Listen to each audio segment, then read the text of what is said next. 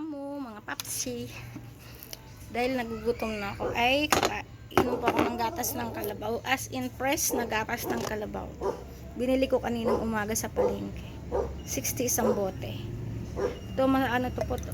Yes, ano ito? Hindi ko na ito ininit. Basta ano lang siya.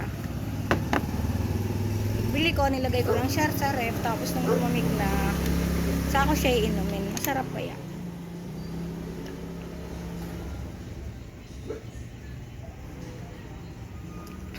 Mas masarap siya pag nilalagay sa ref pag malamig na, parang kahit hindi mo na siya iinit. Ano, lasang ano. Sarap, pero masarap. Nagugutom na kasi ako, hindi pa ako nagluluto.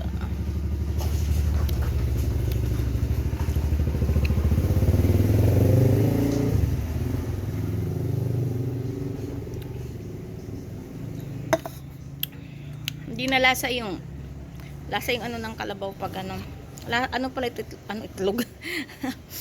Gatas ng kalabaw. Bali may stock pa ako sa rep na isa. Sarap kaya. Dati kasi nung mga bata kami, itong almusal namin lagi. Tapos sinangag na kanin. Saka ito nilalagay namin sa sabaw. Sarap siya. Minsan yung kamote ba na nilaga. Tapos ito iniinom namin. Pero niluluto namin noon.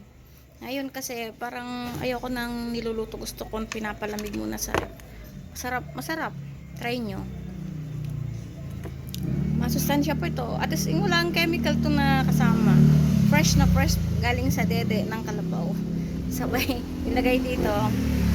Sarap siya. May pag di ka sanay, hindi mo kayang inumin. Pero ako kasi sanay na ako, kaya masarap para sa akin. Gayahin nyo ako.